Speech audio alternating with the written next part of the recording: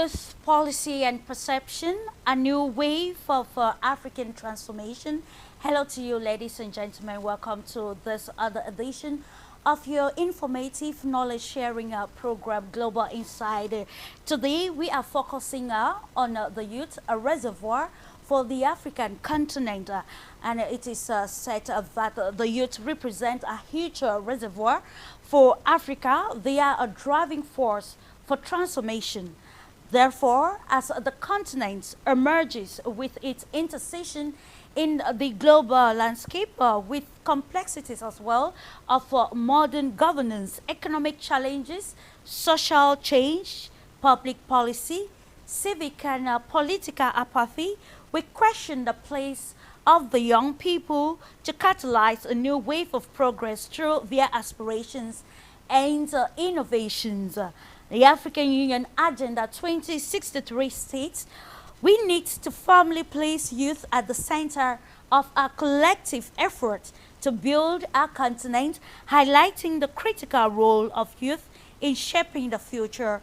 Moving to build the Africa we want, the Republic of Congo in 2026, January to be precise, unveiled its modern youth-driven national development with the successful conclusion of the nationwide Workshop of the Future competition organized under the patronage of the Avenue du Congo movement in partnership with the Globus International Association.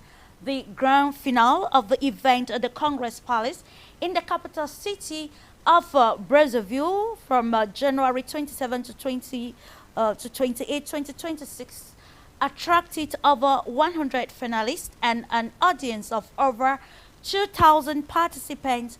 The event celebrated 70 outstanding young laureates and unveiled several innovative projects aimed at advancing the country's socio-economic growth.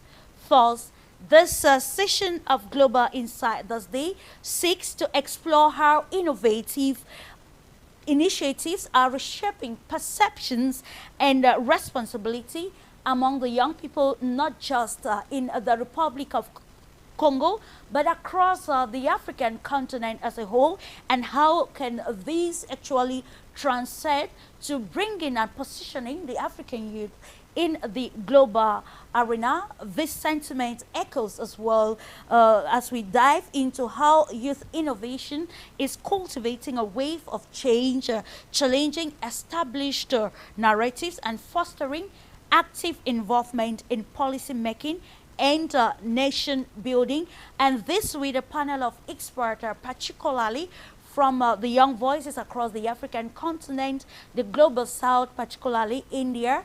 We are going to decode the details of this topic, focusing on the young people, their potentials, and how a change of perception and also their engagement in political affairs, or probably their understanding of the policies in place can help actually propel them to take in the position that they actually deserve in the total transformation of the African continent. To note that this topic is largely timely because of the high level of polarization across the internet sphere or the ecosystem, but then we see how African youth can still make a difference, and of course to ensure that they are a beacon of transformation of their respective nations. I will join you right after the jingle, and then we uncover the panel for discussion this day.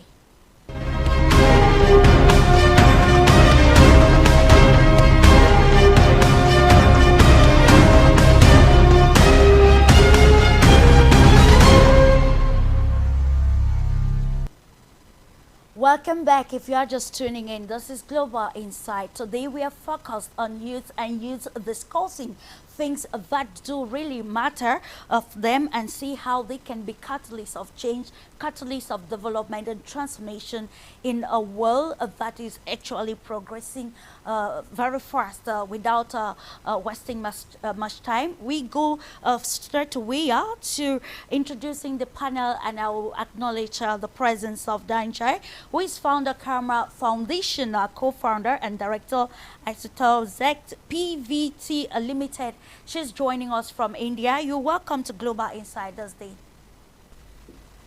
Thank you so much, Clarisse. It's such a pleasure to be a part of this panel, specifically since I'm the only Asian and more particularly Indian representative here. And it gives me great pleasure to be here on such an important topic about the power of youth, particularly in these times when I think most of the societies across the globe are navigating rapid demographic changes, economic recalibration, and a lot of geopolitical repositioning as well. And I think that is where the role of youth comes to the forefront, because we are not only the future decision makers, but I think we are the people who can bring about a change now. We have to raise our voices, we have to become a part of the system to bring about the change, to bring about a more ordered society wherein we can build a more inclusive and powerful world together. And I personally feel as youths, we do not carry a lot of historical baggages. So we are in a position where we can, think broadly, because the aspirations of youth across the world, I have traveled to different countries and I know the aspirations of youth across the globe are similar. We look for prosperity, and particularly when we talk about Africa and Asia, or particularly India, the best part of our culture is we are more towards a collective society rather than individual societies. So for us, success does not mean individual success only. For us, success is when the community grows together, and that is the essence of this century, when we grow together, we work together. And as an Indian, we have always believed in the philosophy of Vasudev Kutumbakam. That means world is one family, and we believe we should work together for mutual growth, prosperity. And I think youth has a major role to play in that. Absolutely. It's about thinking globally and, of course, applying locally and bringing together those aspects which are similar. As we often say that the world is a global village, we come together with our ideas to make it a better place. In the same light, let me take you now to the United States of America. We are meeting Solomon Inomani, who is Leadership and Human Development founder of Earmarks Project. It's a pleasure welcoming you on this platform for the first time, dear Solomon. Well, Clarisse, it took you how many years? I'm happy I'm finally here. Thank you for having me. And hello to the panelists. And I see that they are all young people. This is good. We're talking about youth, and then there are a lot of young people here to talk about youth, which is very, very good. I'm happy to be on the panel. I'm happy to be on Pan African Media. I think this is the first Pan African Media I am speaking on, so this is good. It means 2026 will be different. When we talk about youth empowerment and youth projects in Africa, I'm not very optimistic about it, because there's a lot of conversations that go around it, but then the practical implementation of these conversations is just a flux to me. I'm happy about what is happening in Congo, and the fact that it became a central stage thing in the involvement of the government and how engaged everybody was about it. This is good. This is a good sign. But that's where I leave it. It's a good sign, right? It's a good sign. We want to see what these projects become in the next 2 years, in the next 3 years, and how effective these projects are able to help. Another thing that I want to talk about is contextualizing African projects. And I know that we're going to talk about this as we go through Absolutely. the conversation. Contextualizing African projects. We cannot be building Western projects for Africa. We have to be very careful so that we're not celebrating Western innovations for Africa. We have to contextualize African projects. So as we build projects and we build initiatives, I hope they are African, right? And so I'm happy we'll have a lot of time to break these things down. But I know that my tone sounds a little bit pessimistic, but I am trying to be as realistic as possible with this conversation. Abs- So I'm pleased to be here, Clarice. It's gonna be fun. Absolutely, It's and gonna that be is why today we see that we have the young people to discuss actually what is important for them.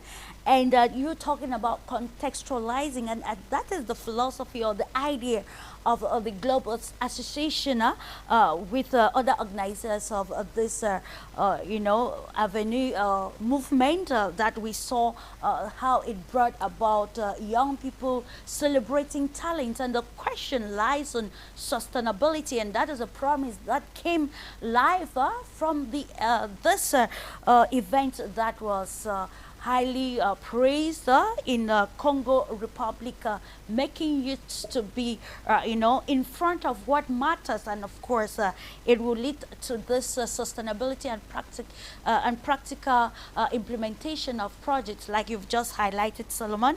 And thank you so much for giving importance to this rendezvous.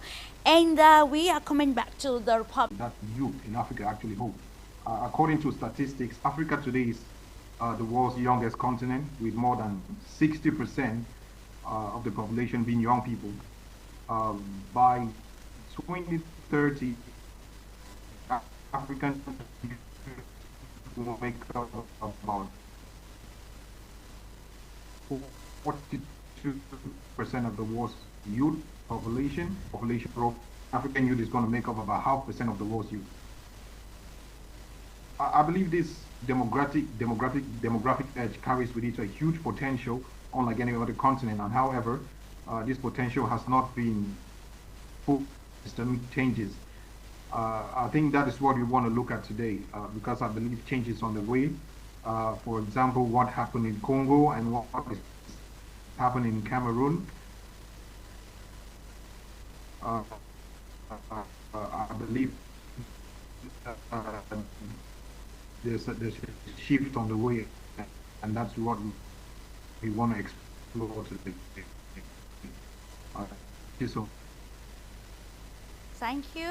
Hoping that the internet connection will permit us to actually have a very uninterrupted conversation, because it is vital as it continues to widen the horizon and help youth across the globe to ensure that they are exposed to what matters, and that is where the key term perception actually comes.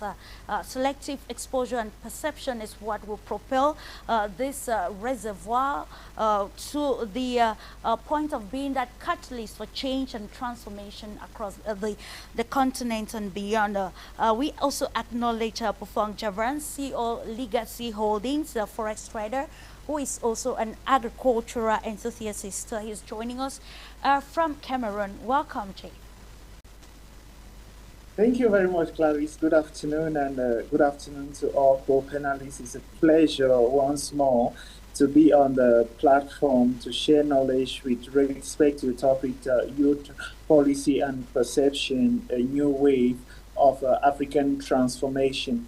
I think, as Destiny rightly said, Africa is like a young continent, not young in the sense that it's just recently created, but a continent that has a greater part of its population, of our population, made up of young people, and it is high time we should understanding that that population in Africa actually is a strategic force for shaping our continent's future. In the past decades, we have always talked about an African youth to be a victim of maybe unemployment, immigration, conflict, and policy exclusion. But I think we are in that time in Africa where that narrative is highly changing, because African youths are gradually positioning themselves, taking policies that affect them, their day-to-day life, taking policies that shape their continent and affect the entire world positively.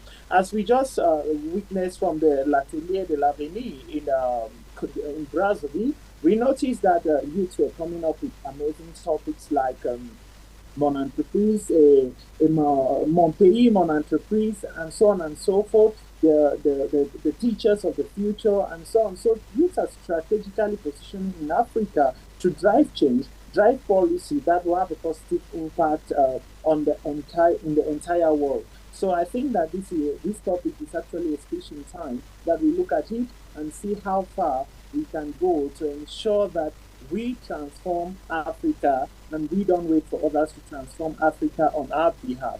Thank you. Java, looking at from probably the case study on the table today, which we saw how it unfolded in Congo Brazzaville, I will appreciate if probably you bring more context again to the topic, especially on the aspect of perception. I think this is a problem that it's not really peculiar just to Congo.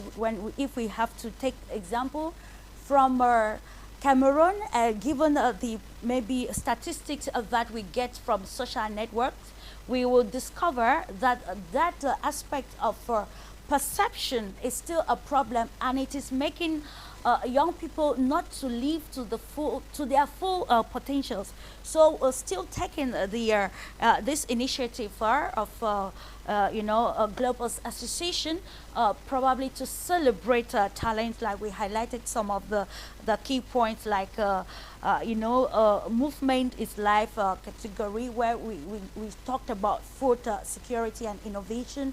We're talking about the ideology of the future is now, and many other things which are valuable that can propel the young people. Let's contextualize this with understanding the role of perception in helping to provide a clear trajectory that will bring relevance to the existing policies probably outlined by the African Union and even individual nations towards positioning of the vibrant young people of the African continent.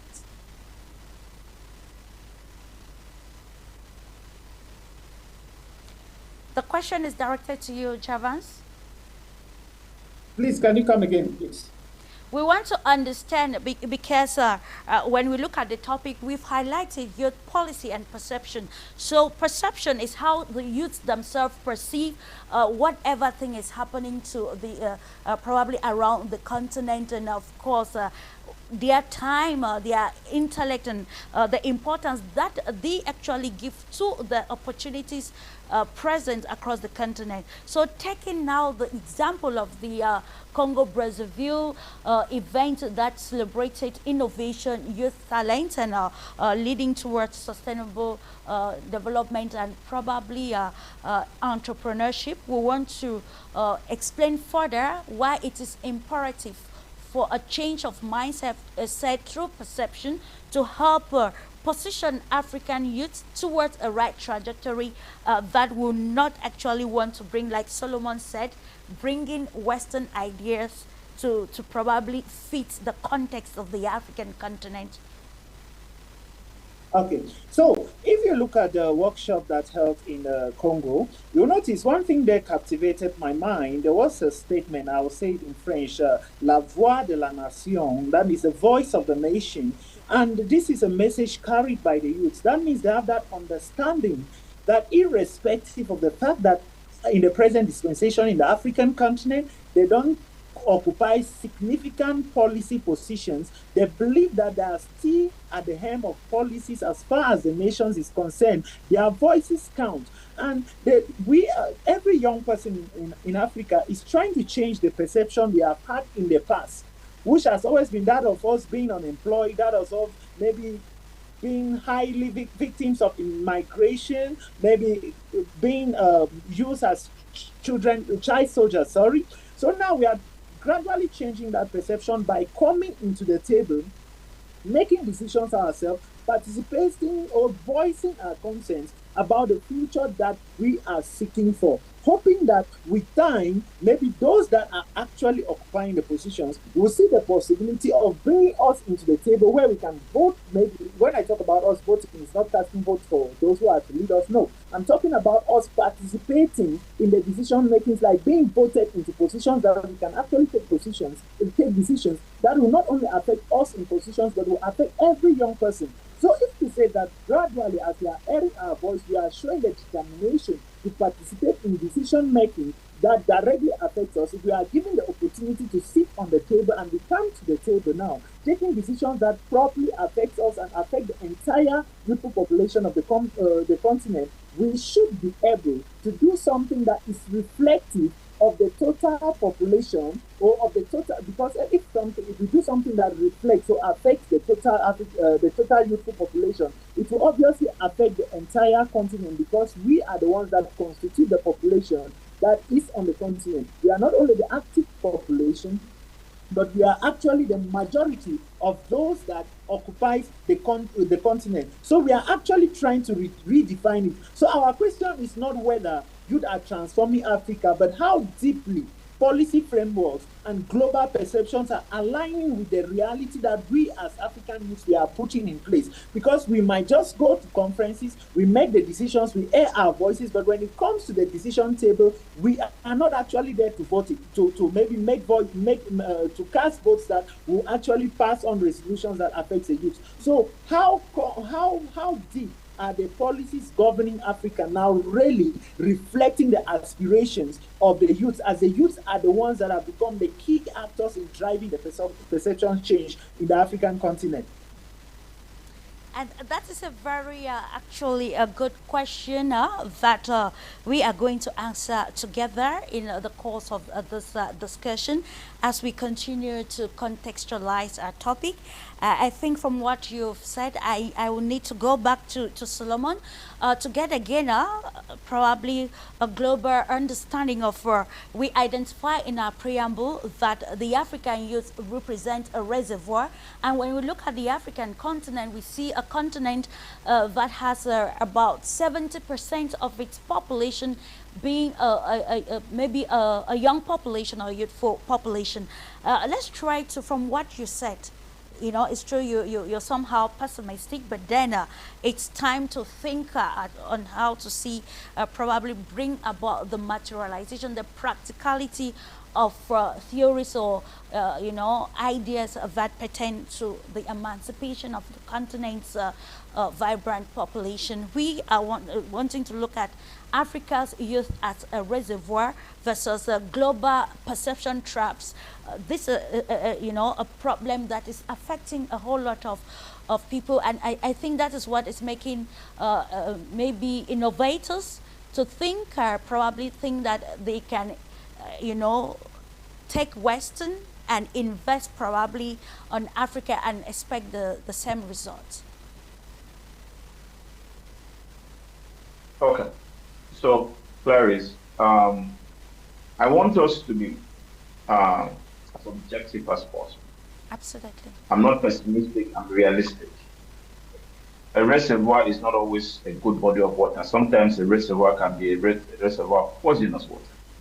So just because we call this something reservoir doesn't mean it's necessarily good. And whenever I hear of the voice of African youth, I question if it's not just gesticulation, juvenile gesticulation. Okay. So we have to, so I have lived in Africa the first 2 decades of my life, and even in the US now, I spend a lot of my time talking, researching, reading, and even writing about Africa. And I can tell you that when I see projects like this, like the one happening in Congo, I cover my eyes and I pray that it is actually true. Like there's a prayer behind it, that the people who organize this conference are not doing it as one of the ways to steal money and give a budget to the government. And that they are actually doing it because they feel that the Congolese men and women, the youths, have a contribution to make to the country. And that the Congolese themselves believe it, the young people themselves believe it. Because when we talk about perception, okay, how people think of African youths, it sounds great, but we have ourselves adopted negative perceptions about ourselves. Clarisse, I have a perception about myself. It doesn't matter what you say to me. I know who I am and I know what I have. So other people's perception have little or no impact on me at all. Now, the question is, why is it that external perceptions have profound consequences in the African continent and among African youth? The reason is because African youth themselves don't know who they are. Now, when we talk, my brother talked about, my brother of the legacy order, he talked about the fact that African youthful population is a positive thing. And I can sit here right now and tell you it might not necessarily be a positive thing.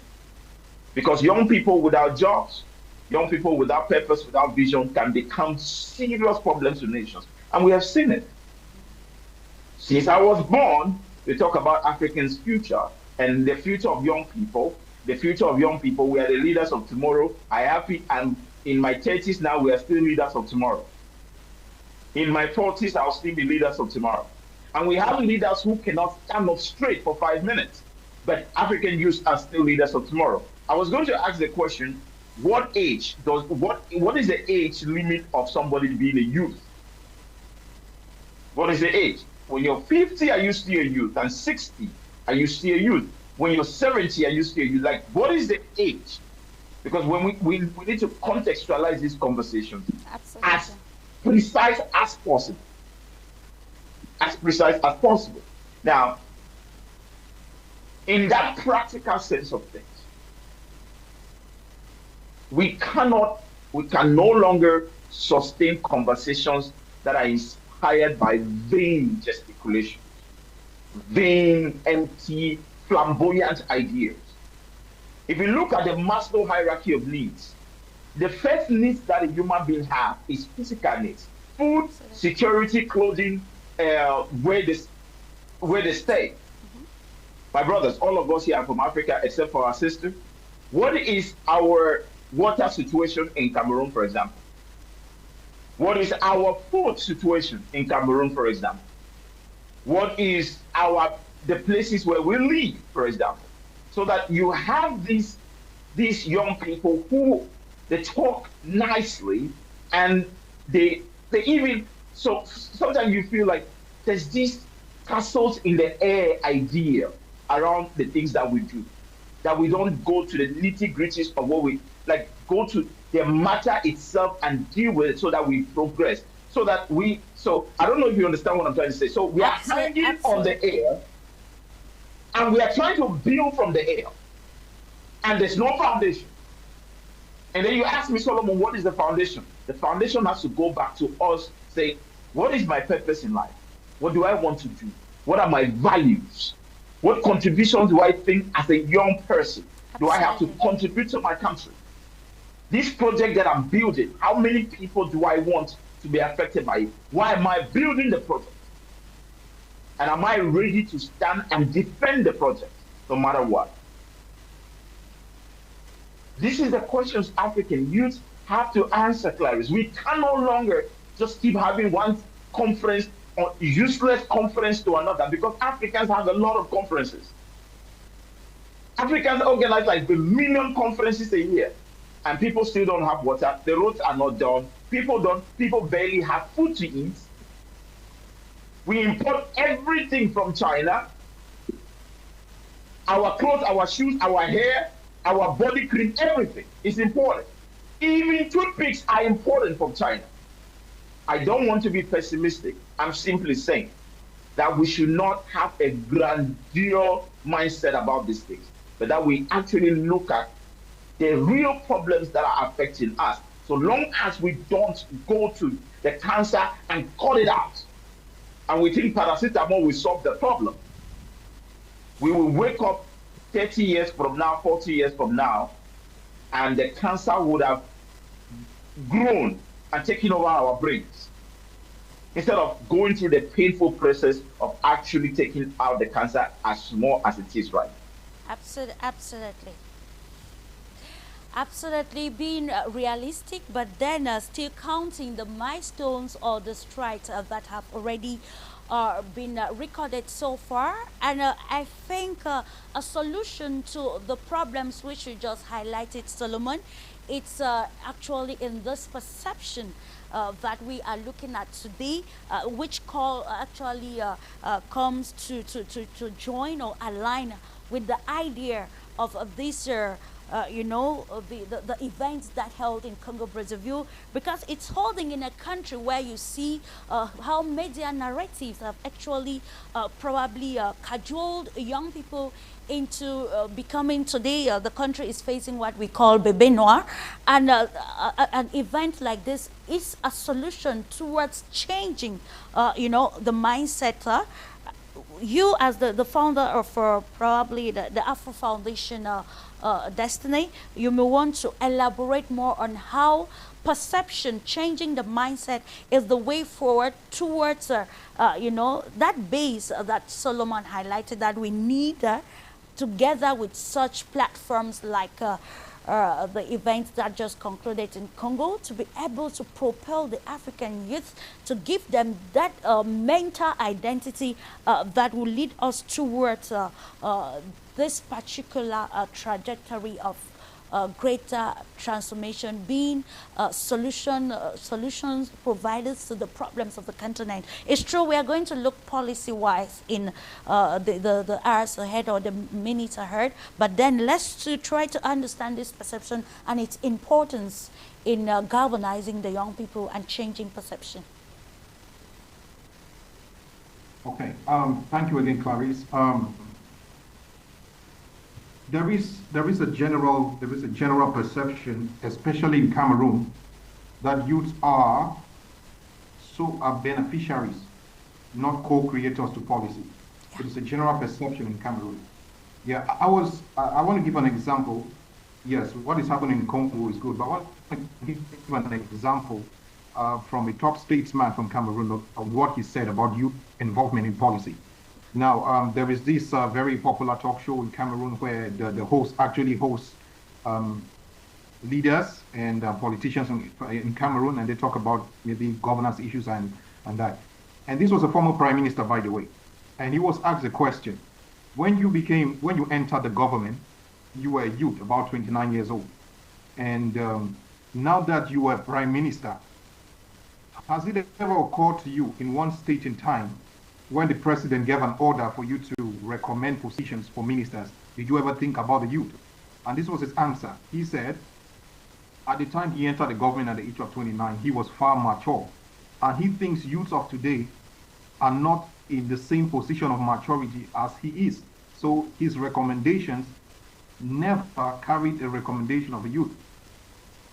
I was shocked by that answer, because I think it's a general, if our leaders can have that perception of youth, how can they engage us in the change process of a nation with that perception? It means they see us as just beneficiaries and not co-creators of policy. That is why if you have to look at the entire government's, I'm not a fan of affirmative action, by the way. I believe in competency, I believe in excellence, but I also believe if we have to change things, the reality of the people on which the problems we want to change have to be represented. Majority of the problems we have in a country like Cameroon, majority of the problems we have in Africa, majority of the people who face those problems are youths. They are young people. If you want to talk about poverty, it's youth. If you want to talk about unemployment, it's youth. If you want to talk about the issue of security, it's youth who go to the streets, it's youth who take up arms, it's youth who engage in violence. So why not inculcate them in the policy strategy of a nation to address all these things? I was so glad this year when the president came up and said he's allocating a special part, the president of Cameroon, by the way, allocating a special part of the budget to cater for the needs and the aspirations of the youth. Yes, there's a budget. It's a good thing. But who are the youths who are directly involved in enacting those policies in place? I find none. We still have the aged people. You know, the times have changed. We cannot live in this society and claim that the elderly understand the realities of youth. It's not possible. It's not. Because they lived in a different era with technology that was at that time. Nowadays, it's quite something different. I am really jealous sometimes when I watch national news or international news, and I find how youths in other countries are doing great. For example, we have Mam Dani, who just became the mayor of New York City at 34 years old. It's you know, in Africa, if you have to break such a perspective, it's going to be hard. So I think we have to start by changing this narrative from our leaders in government, that youth are not beneficiaries, are not only beneficiaries, but co-creators of policy and co-creators of change. And secondly, if government is not willing to give us that platform, if they want to still consider us as just beneficiaries, I think individually, through civil society, we can enact those initiatives ourselves to prove to governments, to prove to the world that we are not just sole beneficiaries, but we are co-creators of change. Thank you so much.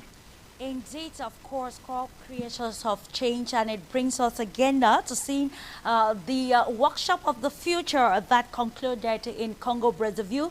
As a solution, you quite highlighted the role of civil society, and of course with you, Jai, let's try to understand. You're maybe coming from India. What is the perception of young people, and how do young people relate to activities of the nation in line with being very involved? You're actually the founder of the Kame Foundation. Probably your success story can be like a preamble that will help to reconcile this mindset shift to help youth engagement. Still taking an example of the recent event in Congo Brazzaville. Thank you so much for that question. And I would like to share the insights from the Indian story. I've heard a lot from Mr. Solomon about the problems he sees, and of course by destiny. If we go back to the Indian story, I think youth in India are playing a major role. Particularly if we talk about the entrepreneurship model. India currently has more than 200,000 startups, and a lot of them are entering the unicorns. So we have spoken about perception. When we talk about perception, I think there are two aspects to it. One is how the youth perceive themselves, and then how the society perceives them. So one very important thing I feel where we made a change in India was, as youth, we understood our energy. We channelized that energy into something that could make a difference. So if I go back to history, maybe 10 years down the line, back, people in India from top business and engineering schools, they were looking for jobs in Western countries. But now the things have changed. Now, rather than becoming job seekers, we are trying to become job creators. That is a major change in perception. And that, I think, has changed how, not only how we look at ourselves, but how the society looks at us. So, just now Destiny said, if the society or if the governments do not give us that platform, probably we have to snatch it. And that is exactly what we have done here. And I strongly believe that somehow perception follows performance. We have to prove our worth first, and then the perception of the society changes. And once that perception changes, probably things become easier. So maybe 10 years back, when somebody freshly graduate from an engineering college would have said that, oh, I want to start up my venture, the parents, the society would have probably discouraged them. But Once there were few role models who became successful, now it has become the most aspired for thing in India. So every founder is taken in a different league these days. Now it is not about the success or failure, but it is about the risk we take in our lives. Of course, once that basics are achieved, the role of government definitely comes in. The way we have the ecosystem has to be built in a certain way. And I'm glad to share that the Indian government has been working a lot on that. We have the Startup India movement. The government is providing so many funds to the youth to start their own ventures. There are different policies to support women, youth, entrepreneurs. Then we have private ventures who are supporting innovative ideas. And particularly in the age of AI, I think the possibilities are limitless. So the first thing I think is to recognize our abilities, work on them, and be role models. Once we have enough role models, the senior generation will have to listen to us. Luckily, probably in India, we have reached a stage when youth are being taken very seriously. And even in government and policy matters, youth are involved in every step. There are a lot of new parliamentarians, new members of legislative assemblies who belong to the category of youth, and they are making a lot of difference, because once you become a part of the policy making or decision making bodies, you can create new policies that support your fellow people. So that is something very, very important. And one very important thing, as an Asian, as an Indian, and for the African brothers also, brothers and sisters, we do not have to imitate the Western model of development. We have to probably follow our own cultures and reinvent it and take them forward, because we have seen how the older models of development probably created more problems, more challenges for us in terms of the environment, in terms of economic disparities. So we have to work on a model that we have always believed in, to work in sync with environment, to work in sync with everybody in the society. We have to take everyone together. So we have to relook into what we call real development. In fact, one more point I would like to add, how seriously youth are taken in India. We were presiding over G20 2 years back, and there was a special Y20 segment wherein only the youth were involved in decision making. So Youth 20 was a special segment under G20, which was totally dedicated to the youth. And I see huge possibilities. I really see huge possibilities. We are the people who have to make a change so that we are taken seriously, and the coming generations too. Absolutely. Actually, yeah, the tax is a shared tax on the part of the youth and, of course, policy makers and other stakeholders involved. I quite remember that the president of Rwanda, His Excellency Paul Kagame, highlighted one time that he was many years ago addressing young people, and he said, youths are the future of tomorrow, a statement that is very problematic per se. But then he asks, how ready are you to take charge of the available opportunities when they come for you, or probably when you find yourself with them?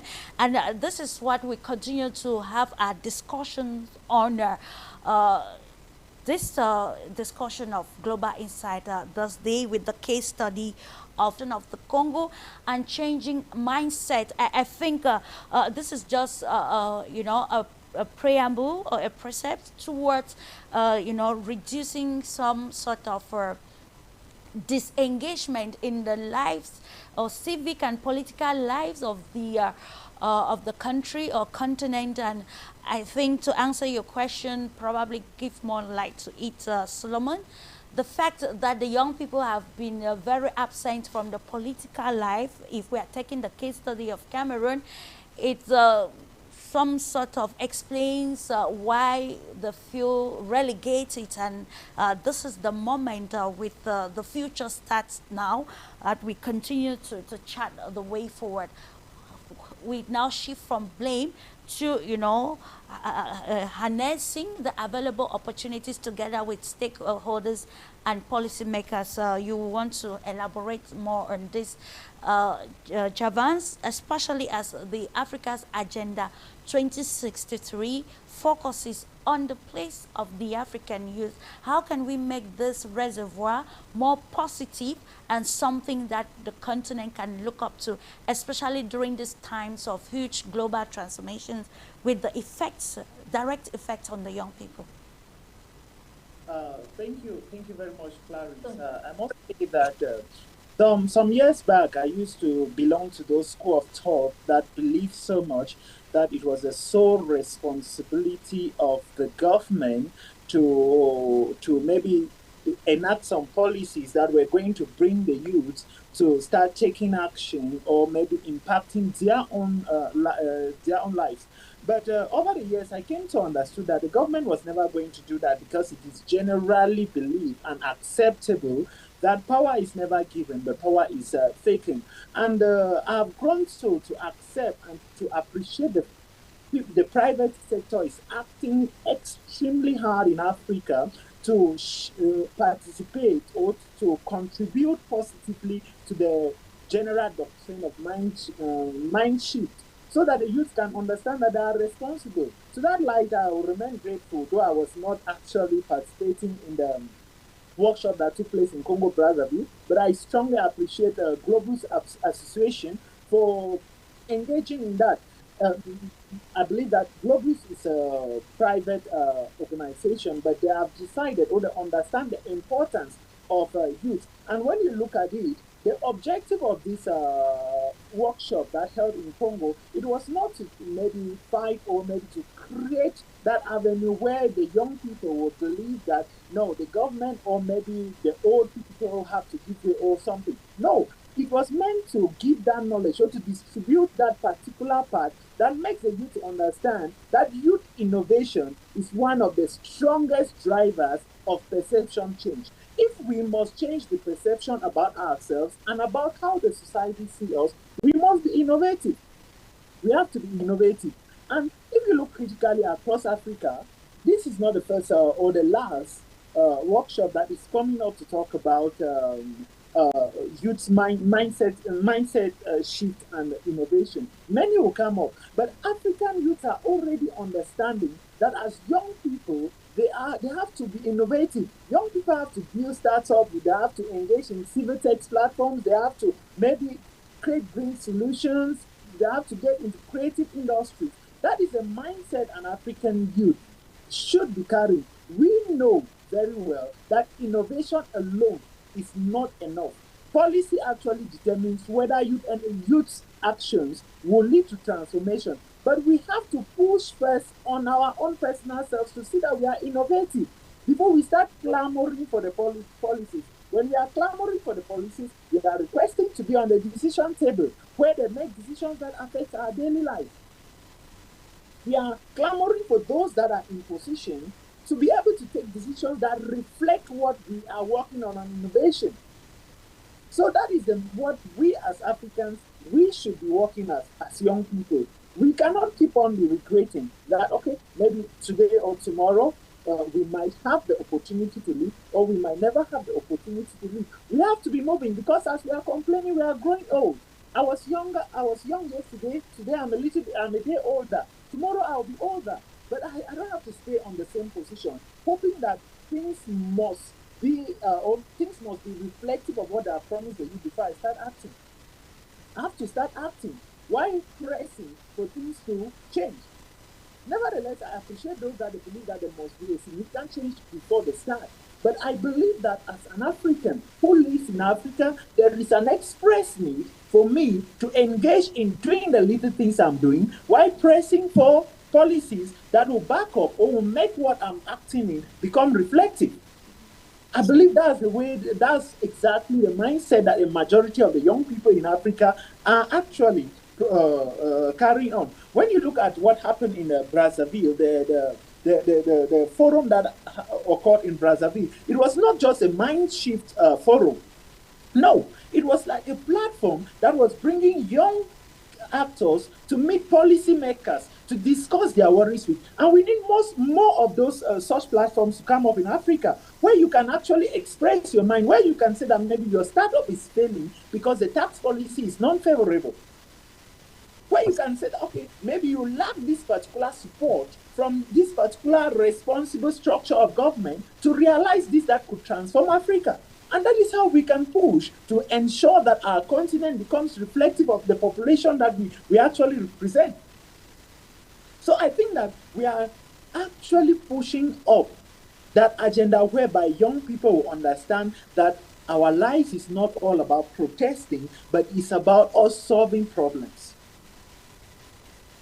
So with time, I believe that as days are going by, many young Africans are becoming more and more innovative, and they are hoping that the power that be will enact policies that will make A shared responsibility. Just to remind you, ladies and gentlemen, that you are onto your platform Global Insight, proposed to you by Globus, and today we are discussing the youth on the aspect of perception policy and of course engagement or being stakeholders to ensuring the transformation of respective nations, taking case study of the workshop of the future that culminated in Congo, celebrating talent, celebrating innovation, and how can this now work together in conjunction with the existing policies that will actually promote this youth engagement and transformation through mindset shift. A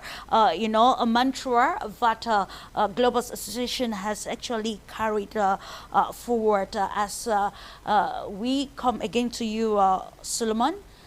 We now look at this, the position of young people, understanding some of their, challenges, while contextualizing the foreign policy of we can now highlight the tech industry. We have Russia, the Russian Federation with security, and then it is imperative to also identify that scope for Africa, particularly as it concerns its population. You said that we should look at the problem from the base. Perception. How do African youths actually perceive their culture, their endowment in terms of the human capital, because majority of the young people you talk to on the street during our research, the blame goes back to the government. And when you start engaging very pertinent questions, you discover that those who actually make the loudest noise, they do not really probably have what it takes to bring about this change. So now, what do you think can be, as a researcher, a way forward, or the parameters that can be used to help reshape the agenda for African youths, which has started with this competition of the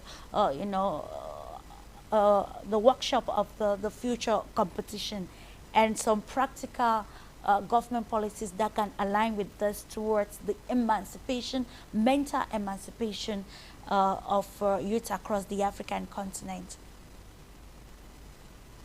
Well, Clarisse, I am pleased to answer this part of the question, because I don't want to do the blame game. I want to propose solutions. Absolutely, yeah. When we say mental emancipation, what are African youth being emancipated from? We imprison them. Right? So let me give you let me give you an example. For example, sure. With the youth in Cameroon between the age of 22 and the age of 40, we have 8.5 million Cameroonians who are between the age of 22 and 40, approximately. The last presidential election that happened, how many of these young people got a voter's ID and voted? Sure. Because if we're talking about policy change, who is going to change the policy? The people who are in government now benefits from the policies that are in place. The dysfunctional, unproductive policies. Because guess what? If young people come out to demand policy change, these rascals will have to leave their position for the youth. And when the youth sit and say, we are expecting policy change, that is delusional. Because these people who are in place right now, they have no business in changing policies to benefit the young people. Because the moment that happens, the young people will dethrone the old people. Just like my sister Jane was saying, the young people have to take their destiny into their hands and force these rascals out of power so And that not they by are the being ones too making the radical. policies themselves. Yeah. No, being Yeah, radical because is not. I'm not asking anybody. Clarice, yeah, I'm not asking anybody to go and break. First of all, I find it absolutely. very, Yeah, very it's good to unintelligent. clarify. Yeah. Yes, no. I find it very unintelligent that after an election, people are breaking down buildings that took them years to build. I Absolutely. find it very, very unintelligent. Okay, I will never advocate for post elections, whatever nonsense people engage in.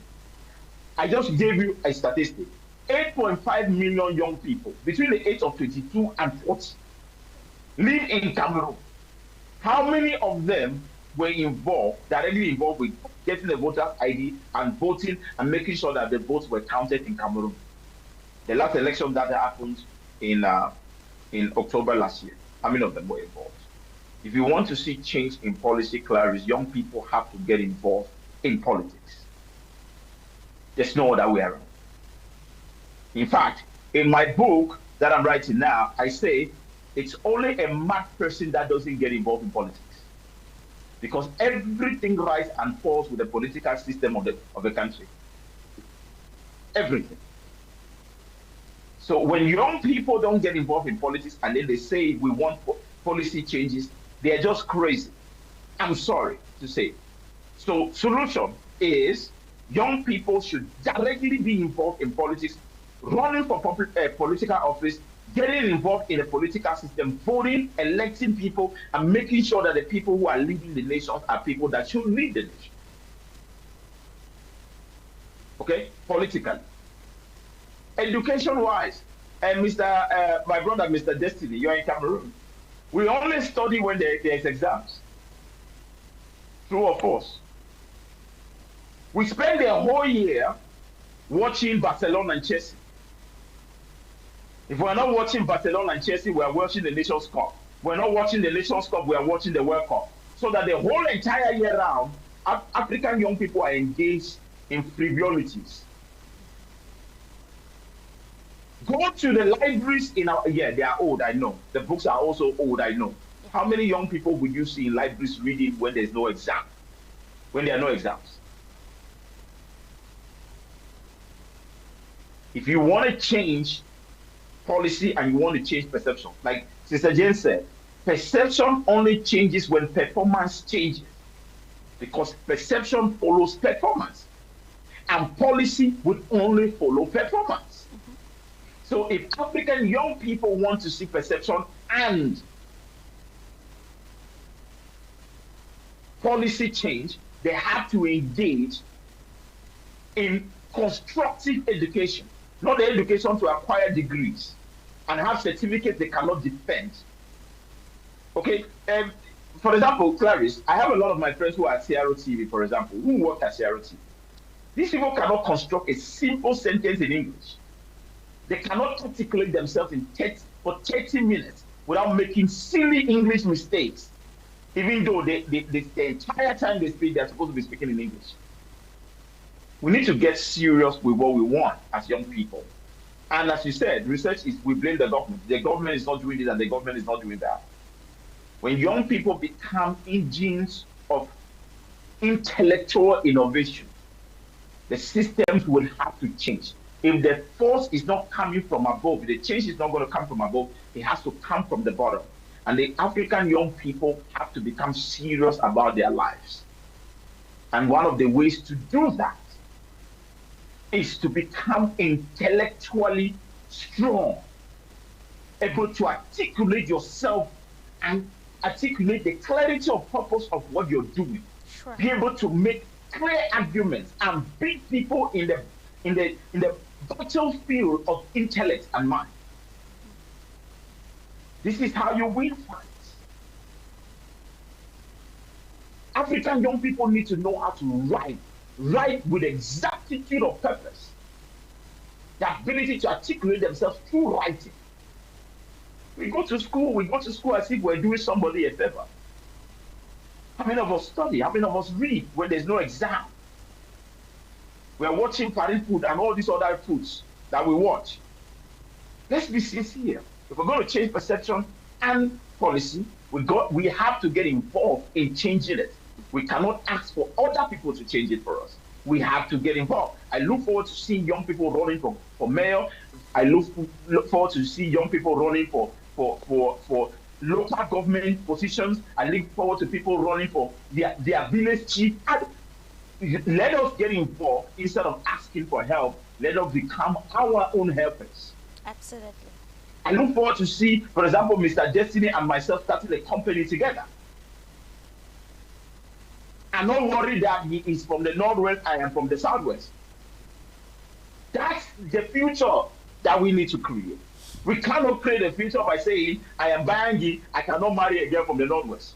Because these are the nonsense that we propagate. You need to go on social media that hosts Africa and you hear the topics they talk about. Absolutely, and that is a very big problem that we're supposed to come to with thereafter, understanding the exposure and perception, how it is not even propelling these young people to live up to their capacity.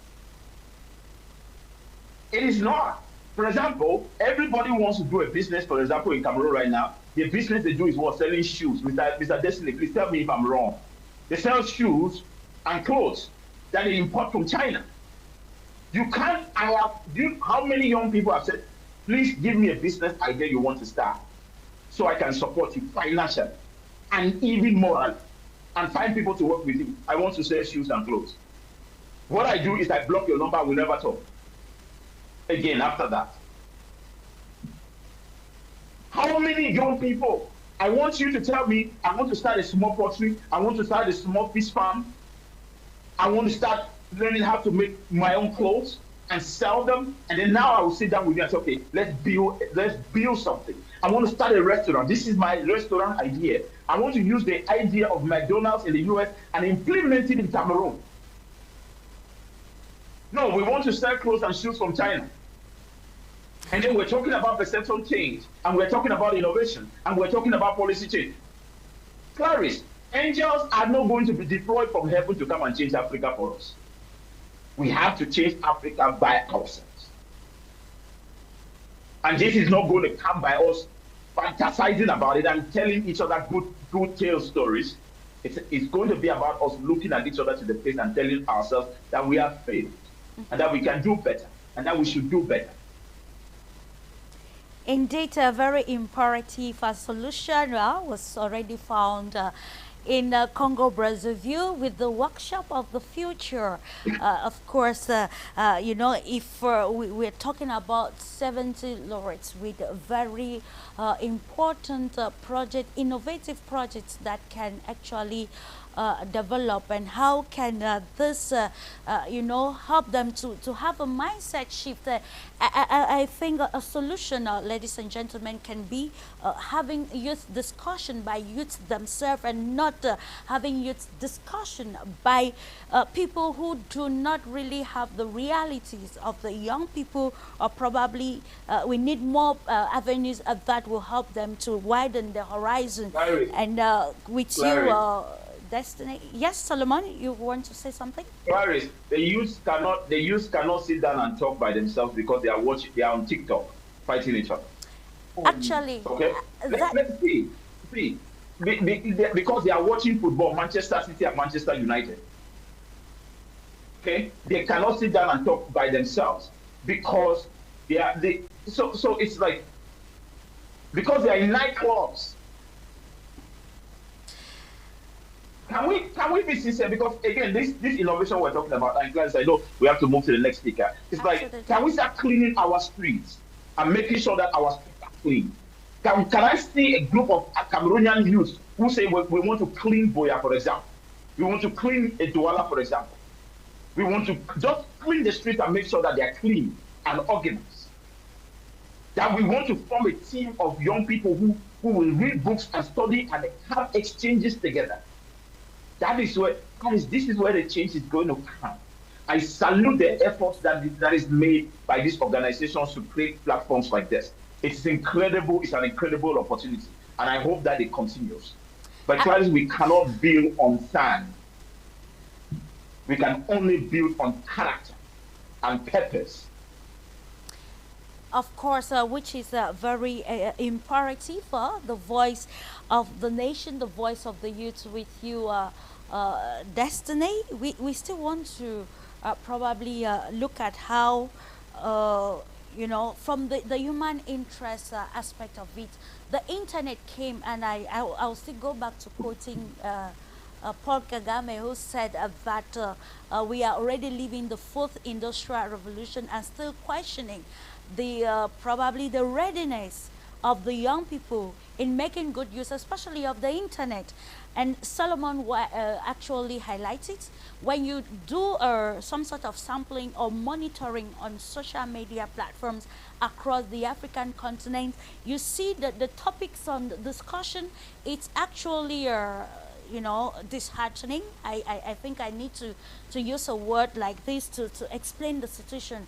And what do you think, you who is a youth that is actually awake and following already the indicators of transformation, what do you think is that solution that we can provide, like we as the civil society, we as even policymakers, private sectors, to ensure that there is a shift from, in journalistic jargons, we can call that selective exposure, and we are talking, it goes together with selective perception. What you expose yourself to, and of course, how it will help to reshape a mind and give a new agenda or identity to the very innovative or probably vibrant young people who are not yet aware of their potentials. Clarisse, thank you so much for bringing this issue up. In fact, it was in my mind, and I just wanted to spill it out. Sure. I think 90% of the negative perception people have about youths, let me say elderly have about youths, is being caused by youths themselves. Mm-hmm. Nowadays, we have the advent of social media and the internet and all that. And I think I will say this: if you want to look at where a nation is heading in future, go online and look at what is trending in that nation, and then you understand where that nation is heading in the future. Mm-hmm. I'm going to tell you, for the past 6 months, I've been trying to follow up trends on social media, especially regarding issues in Cameroon. And believe me, for God's sake, it's the most useless things you can ever think of that people are talking about, and is trending in Cameroon, and you see young people most especially engaging in. But when you have something which is more sensible, which has to do with their own development, that is what they criticize. So in a nutshell, I cannot blame, let me say, elders in government for having a negative perception about young people, because if you have to look at every ill in society, I'm trying to bring in the focus in Cameroon, because that's where I am, and that's my own country, and that's pretty primarily what I'm concerned about. Yeah. What trends in Cameroon is just something which does not view. In fact, I don't even want to mention them here because they are so embarrassing. And if you go on TikTok, if you go on Facebook, you find youths dancing, you find them engaging in all kind of, things that are just not into their own development. And that is what they are engaging. If you have to look at that trend, you actually understand that is the mentality of most youths. But in this context still, there are few youths in Cameroon who are actually doing quite a lot. Absolutely. Youths like myself, I can name you. This is Jevans here. I know Jevans. I know quite a lot of youths who are doing quite, a lot of impact in Cameroon, but their voices are not heard. Why? Because of the exposure. And one thing I think, thank you for platforms like Globus that is coming up with issues like this. And I think youths need this platform. The few youths who are engaged in actually enacting change in Africa and in Cameroon need platforms like this to showcase what they have, to actually express themselves. They need platforms like this. And I believe me, Clarisse, it starts with the media. And thank you for the work you're doing to put this topic forward. It starts with the media. It starts with bloggers too, because most of the negative issues we find in our society and most of the stupid trends we find in our society today are being pushed forward by bloggers. And I think if we have to start changing that narrative, we have to start giving new narrative to what youth are actually doing, showing what is actually making positive impact than what is actually making negative impact. That is what we have to start doing. Believe me, these trends on social media concerning youth in Cameroon are so unbelievable. I mean, but you have to, if you have to switch perception and go to other countries, you see the trend is different. And you know where the nation is heading based on the trend on social media. Nowadays, I'm serious. Regarding the solution to what we can do to like change this perception, like I said already, it all starts with the media, because I think media has a very impactful role making, in like shaping what people feel. And I think what people feel is what they actually do. People don't act based on logic, they act based on emotions, I think what people feel is actually what they go for.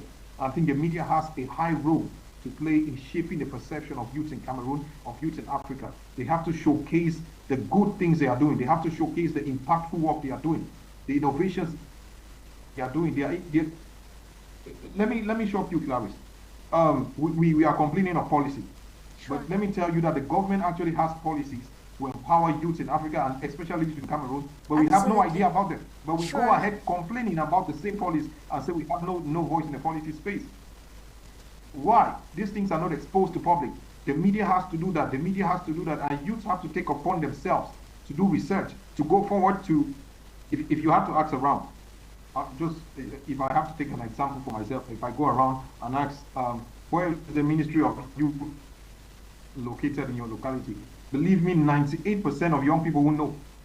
But we are the ones who complain about policy. We don't even know where the policy decision-making bodies that concern youth are in our localities, but we complain that there are no policies to change our standards of living. So, as Mr. Solomon rightly said, it is not to be radical. Yes, policy has its place, but 90% of the effort has to be on the youth themselves. 90% of the effort has to be on the youth themselves. And I think media has a lot of role to play in changing this perception, in making youth think that, they are not just problems to society, that they are the solutions to society.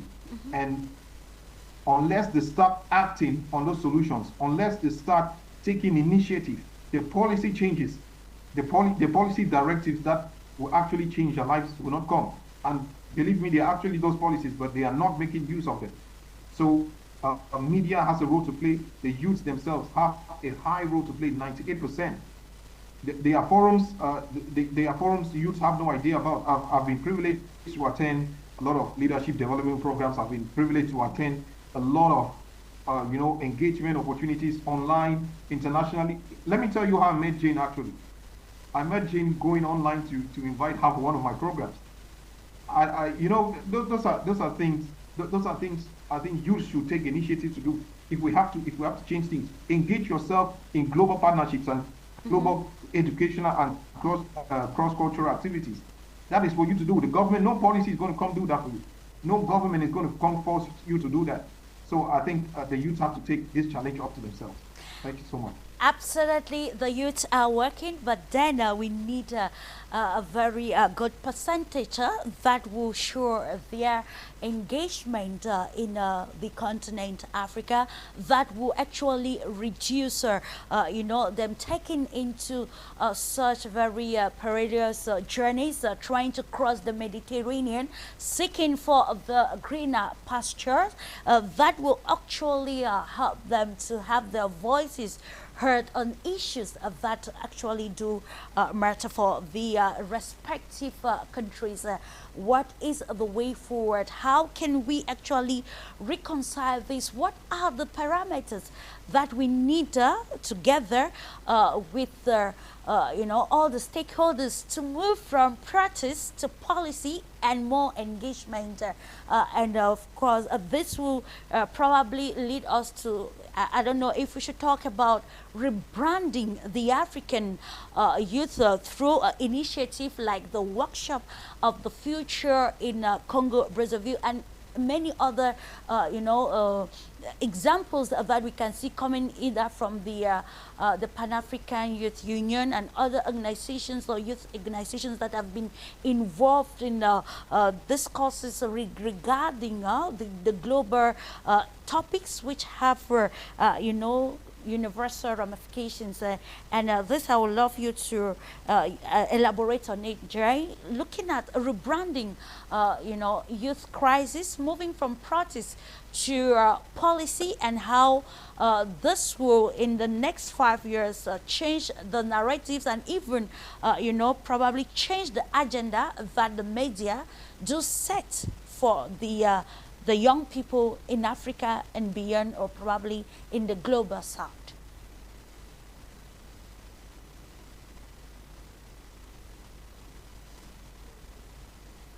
The question is directed to you, Jay. Oh, sorry. Can you please repeat the question?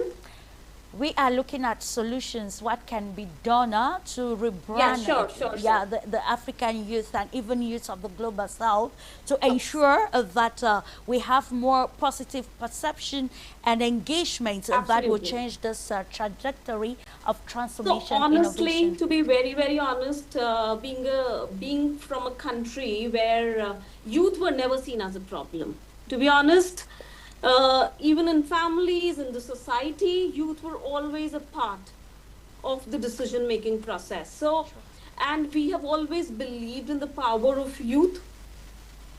As far as the points discussed earlier, while I totally agree that with the invent of social media and Instagram and TikTok in our hands, there are a lot of problems.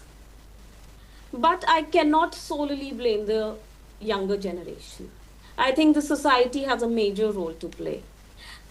Platforms like Workshop of the Future give us a way. Probably it will give a way to the youth in Africa about the possibilities. Sometimes what happens is there's a culture. You see your peers spending hours on social media, you do the same. But if we see our friends, maybe our seniors doing something more productive, we follow them. So platforms like Workshop of the Future are very, very relevant. Role of media houses like Globus cannot be denied. We have to talk about the possibilities. And I would definitely say youth need to be represented in different forums, be it political, be it entrepreneurial, because there are 2-3 things which actually decide policy making. So once, if you have the power, if you have the resources with you, and how are they generated? They are primarily generated through entrepreneurship, through being in the public policy. So that is very, very essential.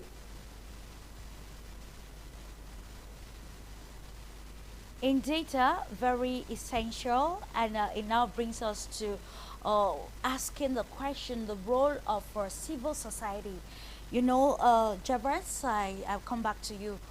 When we look at civil society today, and then we ask some questions on how these civil societies are actually helping to emancipate the young people, we can applaud the Workshop of the Future for this great milestone, and we see sustainability due to the mentorship that has actually been announced and follow up to ensure that the winners of this event actually bring forth, continuity in their various innovative projects that will elevate them from poverty and probably some sort of blame game shifting the mindset. But when you look at it critically, you're tempted to say that civil society and other people with probably hidden political agenda, I don't know if I should put it this way, have helped to weaponize the problems of the young people, and most at times the advice they give to the young people incite young people, and a mistake that some of media practitioners do also make as well, inciting the young people to be more radical violently rather than being radical in a probably rebranding or maybe changing perception and mindset towards the realities of their respective nations. One thing for sure, that the government can never provide job opportunities, though they can make a very fertile environment for such. But then, how can we help to ensure that some civil societies and even people with hidden political agendas stop weaponizing the problems of the young people and bring them to the relevance of what matters to them? Yeah, Clarisse, I honestly think that the heartbeat of innovation and mindset shift circulates around education. So if we all take it as a responsibility to seize every little opportunity we have to shape the mind of the young people through education, we will be moving a step towards the right direction. We cannot keep on be looking at the way people are weaponizing us as young people. We have to look at what we can do to actually completely transform that. And I'll always say that education is a very, very powerful tool that if we effectively utilize it, we will be able to transform the mind of the youth. We will be able to create a general awareness in the mind of the youth to know what is evil and what is right, what they should go for and what they shouldn't go for. It is not, we cannot even be trying to, we know that yes, every time in Africa, in many countries in Africa, the youths have always been weaponized to do things that are not favorable to them, to do things that have grave dangers to them. So we have to always encourage them to know that there are things that you should do that are right. When it comes to fighting for policies, in a country whereby things goes by the ballot, just as Monsieur Solomon said, it is your responsibility as a young person to go out and then make your decision heard through the ballot. Anything apart from that, you should know that you are doing it out of the arms of the law and you could be penalized for that. The worst is when you go to the level of destruction, and that we can pass through education. Our efforts might be small, but they are so significant. Somebody looking at the organization, or a myopic person looking at the Forum of the Future that held in Brazzaville, thanks to the efforts of Global Association, will say, oh, may there are about close to 1 billion people in Africa, but we are just about maybe less than some thousands attending. So how deep is the impact? No, in Africa, I believe that as a young person, if you succeed to transform the life of one person through the right education, and the person transform the life of another person, it creates a chain that can never be broken. Which is why I strongly believe that as far as innovation drive is concerned in Africa, mindset change is concerned in Africa, and policy participation is concerned, the key tool we have to use is education. We should not just be silent and then believing that, no, we have tried, or maybe the responsibility to educate the nation lies on the soldier of some individuals, until when we become victims of circumstances of weaponization. So we should be more serious, and we should effectively use that tool of education. We should never think that a minute is too small to share what is right from our perspective. And we should also be open to learning. We should be extremely open to learning, because our biggest problem has always circulated around the problem that we believe that maybe our education will not be accepted, or what we give out will not be accepted. And that's not the case. When you talk to somebody, you lose nothing in talking to the person apart from your time. And the irony about it is that when you are talking to the person, as far as you are giving the person the right knowledge, you are also learning yourself, and you are building yourself. So at the end, you are getting something. You are not losing something. You are not losing anything. So for us to ensure that the aspect of weaponization is completely eliminated from the African continent, we have to take one step towards the right education every day at a time. We don't have to wait till the consequences become so deep in a way that we will have to maybe be going extra mile or incurring some kind of cost to cover it, because when we need to incur costs, we will start blaming, or we will start depending on institutions. Yes, the institutions might come in to do their own, but once we see that the cost that we can incur can be covered by us, we should do it, because a civil society that is growing on responsibly and actively participating in the development of the people living in it is a responsibility each and every one of us carry. It is not a responsibility belonging to one person. All of us, we have to be key actors in that. So when we see somebody that is going astray, we should do it. Recently, I'm starting a program. I started a program just about a month ago, because I found myself in the university area, which is simply captioned, Life After the University, the Stakes. Because I noticed that many Cameroonians don't know what expect them out of the university. And when they get out of the university, they find themselves in the society, and they start running from one angle to the next without a clear direction. Mr. Solomon talked about betting. I bet you, if you ask around the university areas, you will notice that most of the Cameroonians that goes into gambling after university is because they graduated and they entered a society that surprised them, a society they were never prepared for. And I took it upon myself that, okay, for the time that I'm here, it is my responsibility to guide the few I can guide, so that when they are leaving the university, they should be sure, or they should be prepared of what is expecting them. And they should know what they can contribute positively to the betterment of the society. Because at the end, we notice that most of them leave with certificates, and when they are going out, they have nothing to contribute. We have given the best certificates, the best GPAs, the best performance, but what are they going to contribute in the society? Very few people know that, okay, maybe a minor job, or maybe if they just increase, or they add just a bit of growth in what their parents have been doing, it could create a medium company that could tend to recruit the others. So it is our responsibility all to focus, or to make sure that all our people, let me call them colleagues because we are all young, or our young colleagues become impactful, and we can effectively do that through the right education.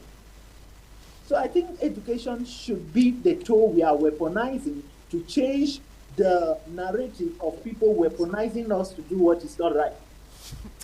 And of course, which is very vital, you will talk in the same light, Solomon, because when we look at the radicalization of African youth, it's so actually sad. We are sad, and you feel bad about it, and this is what is derailing them from the trajectory. And of course, how can we weaponize instant education that will bring out the potential of young people to make them very relevant on platforms like the workshop of the future, to move from the narratives of hopeless youth to some sort of a more promising social network that can create a sustainable chain of transformation to bring the Africa we want?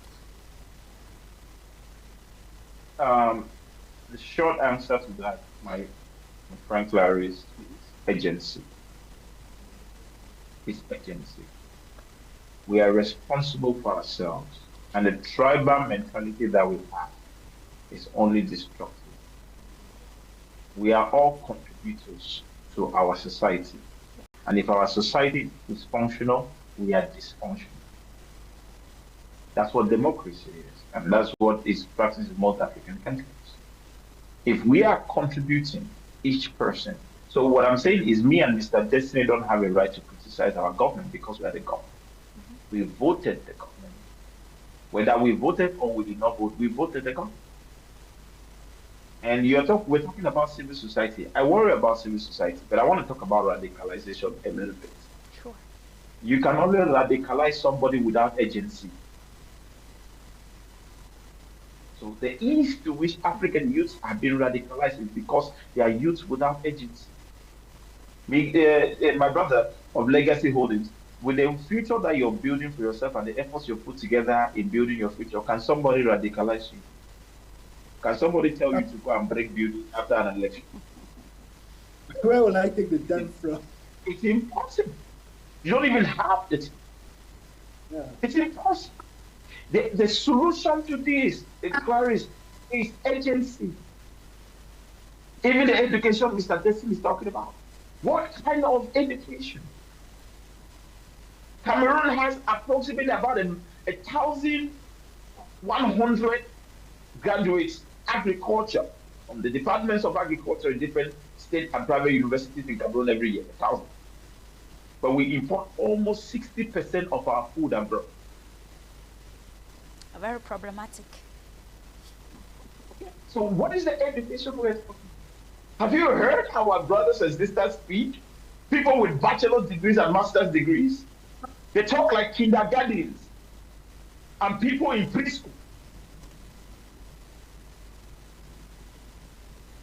And when you talk to them, they tell you, you're showing us that you're the only one who is educated. All of us are educated, we have degrees.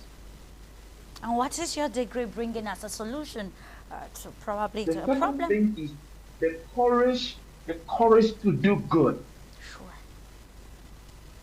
We don't have, so this is the thing. You don't have the right to be a dysfunctional human being. It's not, you don't have a right. We have responsibility to the society we are part of. And the responsibility you have is to be a constructive member of that society. If you spend your time playing party fool, you might as well do something so you disappear from that society. Because we can't be pointing fingers when we are not taking responsibilities. Clarice, the only way out of radicalization is responsibility. Because what makes you feel that you have the right to go break somebody's store? Somebody who has worked so hard to build a house, you break it down because you're angry about an election. What gives you the right? What makes you think? Because you've never built a house before. Because if you have built a house, you don't break another one down. Now let's talk about civil society a little bit. First of all, civil society organizations, they make me laugh, seriously. They are so pathetic, they make me laugh, Clarice. I'm sorry. The language I use, they make me laugh. Because number one, they are solo political parties. And they are very, And largely very opposition good. to be precise. Yes, of course. What they do is they ferment anger so that they can feel relevant. They ferment anger, anti-government anger, whether it is sex and sexual parity anger, whether it is gender inequality anger, whatever anger they can ferment among the youth, the only way they feel relevant is by fermenting anger. The second thing is there's excessive Western influence in African civil society. Excessive Western influence. Most of them are financed from the West. Most of them are managed from the West. Most of them, human resources, the major human resources is from the West. And I can tell you right now, with no fear of contradiction, there is no Western country, there's no Western politician, no Western millionaire or billionaire that sits up at night thinking about how Africa can grow. That is it. Please, I need you to listen to me. There is no Western politician. There is no Western civil society organization with an extension in Cameroon. There's no oil in Africa. There's no Westerner anywhere that sit and have nightmares about African development. Zero. So any Western organization that is in Cameroon for a particular benefit. And it is not for the benefit of Cameroon. And so long as these civil societies keep getting sponsored, keep getting finance, keep getting human resources, keep getting ideas from the West for what Africa needs. These civil societies are not civil societies. They are civil weapons against the African youth and the African people. Okay? The third is even civil society organizations that are run and controlled by Africans themselves, African youth, African people. These civil societies, they lack so much resources that they depend on this useless gesticulation to feel relevant so they can get some kind of funding. Clarisse, follow the money, you'll find the idea. Absolutely. Follow the money, you find the idea. Follow the money, you find the monster behind the idea. So I'm saying, so you're asking us a question. The weaponization of African youth by civil society, they can't do any better. Because the objective of most of these civil societies is not for the good of Africa, especially those that have any link whatsoever with the West. And I'm not somebody who throw blame games around. I'm simply telling you, any civil society that has any link, especially financially, from the West, is meant to keep African young people angry, dysfunctional, discombobulated, dysregulated, fragmented, and stupid. That is the objective. There's no other objective. And so I'm sorry, but I'm not particularly interested on what civil societies can do and how we can change them. We can't, because that is the objective. The objective is to keep African youth angry and dysfunctional. I'm going back to the responsibility that each and every African youth has. Yeah. Your education is your responsibility. Sure. The fact that you can start a company is your responsibility. For you and for your society, you have a responsibility to be a productive member of the society. Mm-hmm. Otherwise, you are an enemy to that society. There are no two ways to. And so most African young people are enemies to their own countries. I just gave you an example here. 8.5 million Cameroonians are people between the age of 22 and 40. Sure. Mr. Destiny, the elections of 2018, how many people voted in the elections of 2018? About 2.8 million Cameroonians voted. Sister Jane, I need you to listen to this very carefully. Cameroonian youths between the age of 22, which is the voting age, to 40 years old, are 8.5 million. The entire Cameroonian population that voted in an election is 2.8 million. And the youth are saying that there's corruption in the country, there's unemployment in the country. They are the ones directly responsible to that corruption. They are the ones directly responsible to the incompetence that we see in our government. They are the ones directly responsible to the fact that we don't have water, we don't have electricity, we don't have anything. The youth are responsible. If 8.4 million youths in Cameroon engaged in voting for the mayors who run their cities, and the communal organizations that run their communities, sure. I promise you, the bad government would have to give way, because this bad government can handle 2.8 million votes and corrupt it. But when it goes to 10 million votes, they will not be able to handle it. The place will fall apart because the water, the volume of the water and the velocity of the water is so strong for the bridge of corruption and dysfunction to hold.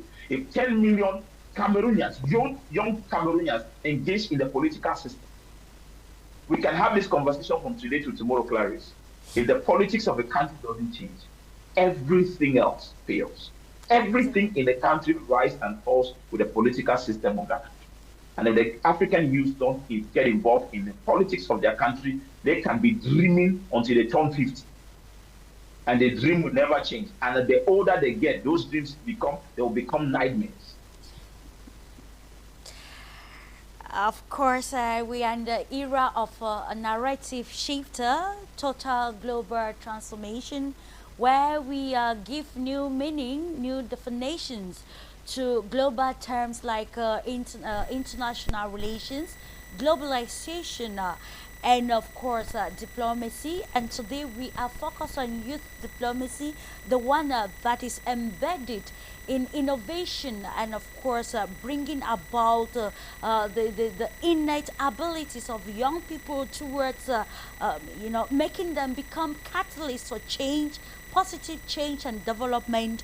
And that's what we witness in Congo Brazzaville with the workshop of the future. And from all that has been said so far by our guests this day, we begin to ask this question, coming back to you, Destiny, for the role of a new, concept of the public relations that will help propel the African young people, and how there's the workshop of the future represents already that tool, a PR tool that can, among others, that can gradually or subtly align with the existing policies in place that will help shift that exposure narrative towards ensuring the Africa we want, the one that the youthful population is practically engaged, be it theoretically in their ideas, and of course practically in how they fend for themselves and make decisions also that do matter in their respective countries. That's a reality already in some African states.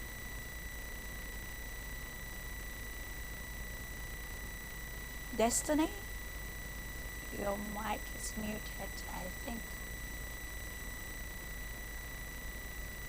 Your mic is muted. We can't hear you, Destiny. Yes, yes. Sure. Excuse me, can you just go back 1 minute? I had a network hitch. I didn't hear you well. Actually, we are looking at from what has been said so far, and from where Mr. Solomon ended, we begin to ask ourselves, the parameters of the new PR policy that we can, prepare for the young people to make them more actually positive, very positive in the transformation of the continent, and also aligning with Africa's Agenda 2063 to build the Africa we want, and highlighted the workshop of a future, which is already a tool, among others, to ensuring that we have this local moving to global public policy, public relations that will help, redefine the exposure and perception of African youths, to make them more relevant on things that do matter and that can bring about, total or maybe very radical positive transformations in their local communities and beyond. Okay.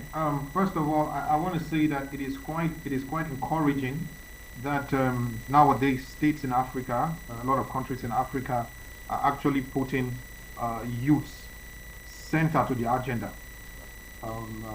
The African Union Agenda 2063 actually puts youths and women as center to the agenda of Africa's socio-economic development. And all around there have been policies trying to do that, trying to like lift up the voices of youth. But we just talked about civil society, which Jevons and Mr. Solomon spelled out. I want to like give a little voice to the aspect of civil society and involvement in like giving visibility and voice to youth actions of change. I think civil societies are the greatest partners to government. Civil society are supposed to be the greatest partners to government. Where government is lacking, that is where civil society has to take action. And I think, as I said, their primary role involving youth is to give visibility and voice to youth actions of change. And through skill building and training. For example, I'm looking forward to organize a course on responsible statecraft with students of the University of Boya. And the idea behind it is just to, give perspective to young people in school, to young people of the university, what statecraft is all about and what civility is all about. Because I come to the realization that youths like Mr. Solomon likely said, we are supposed to be productive citizens of every society we find ourselves in. And so I want to come up with the idea of giving youth the perspective of new civility of the self, the society they find themselves in. Because a lot of people think statecraft has to do with government, has to do with people in policy making decisions, forgetting. I used to say civility is the highest form of policy making. I'll repeat that again. Civility, when people are responsible to themselves, when people are responsible, especially youth, are responsible to themselves and to society, that is the highest form of policy making. Going beyond laws, going beyond even systems to do what is right. I'm not talking about political correctness, to do what is right for themselves and what is right for society. That is the highest form of policy making. That is how youths can start creating policies for themselves, even without government action. So I think coming to your question of how youth can be engaged in diplomacy and transformation of Africa, that is the solution. Through civility, youths being responsible through their actions, responsible through their words, responsible through their engagements. And one last point I want to cite here is the responsibility for youths to engage in global partnerships and social and educational exchanges globally. This we always complain about youths not having voice in their own countries, and I think the good book says a prophet is not known in his own country. But believe me, they are skills youths have that are being searched for, that are being cherished elsewhere. I'm not trying to bring in the aspect of brain draining. I'm not trying to encourage youths to seek, maybe should I say more opportunities outside of the country where they can live and go and express their talent. No, I'm trying to say there are opportunities where they can connect and network more internationally, which will give them visibility in their home countries. So youth should learn to do that more. I just cited the aspect where I met Jay. I was looking forward to organize a program online, and I said, okay, which youth in some other different part of the world can I engage, and we have our voices together on this particular topic. I went online searching and I met Jane. Why? Because she was posting subjects on her social media concerning topics which I was looking for.